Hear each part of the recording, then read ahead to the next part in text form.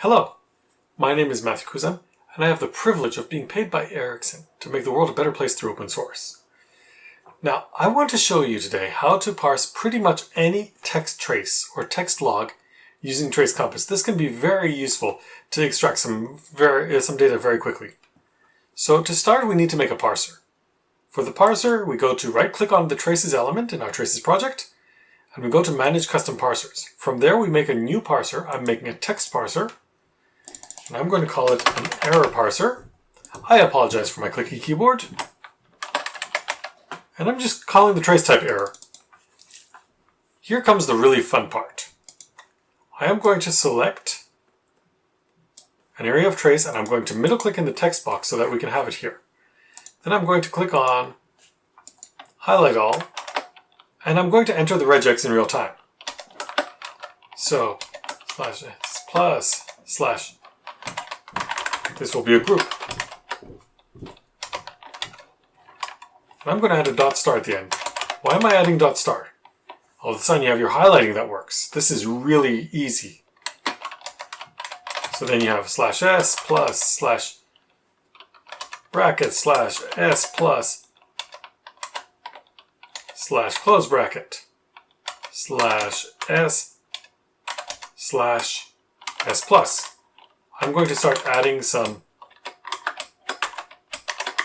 groups using parentheses, and check this out. Your syntax highlighting already works out of the box.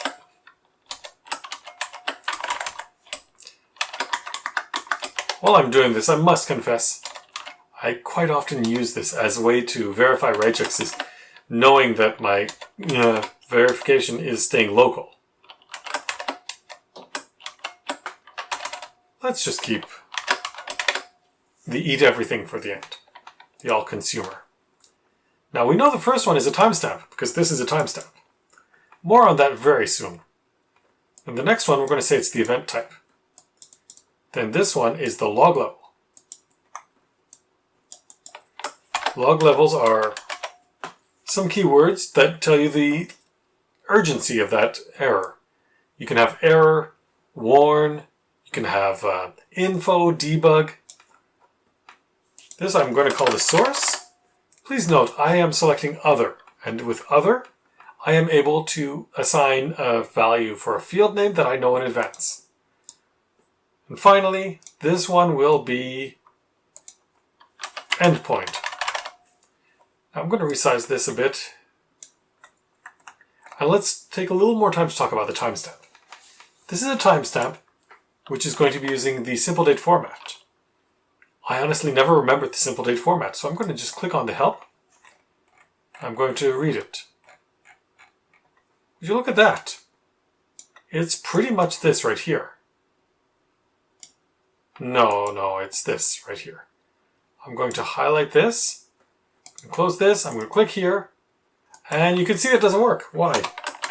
There's a T separating. But if we look at this, let's do year. 1970. We seem to be having an epoch fail. The reason is that T is a reserved keyword in here. To work around that problem, all we have to do is put in quotes. And then I'm not even going to bother adding a format to this one. So that's the first line. Let's add another line, the child, to this. This one's going to be a lot easier.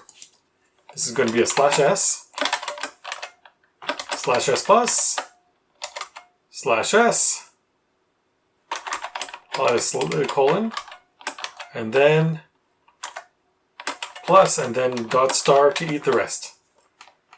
And this is going to be a one-to-one cardinality, meaning that for every one of these, you get one of these. Now this is going to be the exception type. I'm going to call it an exception. And then this is going to be another other. What is it here? I'm going to just call it the message. In fact, we have a field called message. Let's use it. Then let's go for the next line. And this is a classic stack trace. So this is going to be /s plus at /s plus, and then it would be /s plus. No, I don't like that.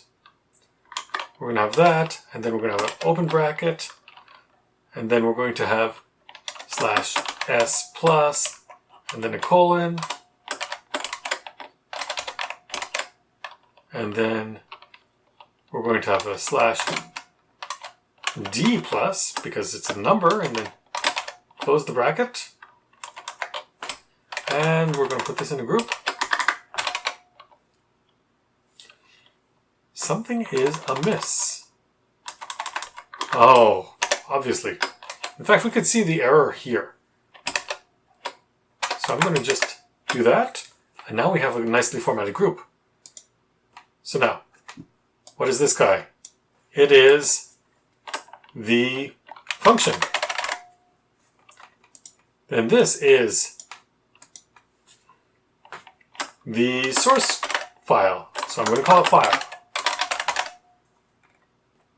Then finally, we have here our line number. And with this, we have our very own parser. Let's test it out.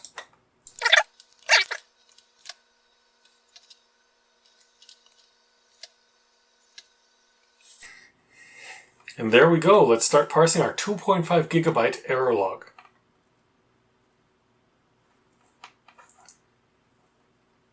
As we can see, we have all of our endpoints that are well parsed. We have our error messages. Very soon you're going to see the histogram populate.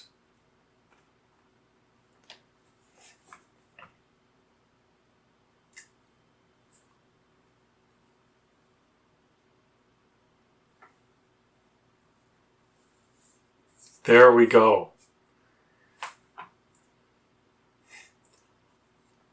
I hope this has been useful, and don't forget, you have several analyses that are going to work out of the box here. Your statistics, your in and out analysis, and of course your event field count. Don't forget to keep tracing, don't forget to keep finding the truth. Thank you, everyone.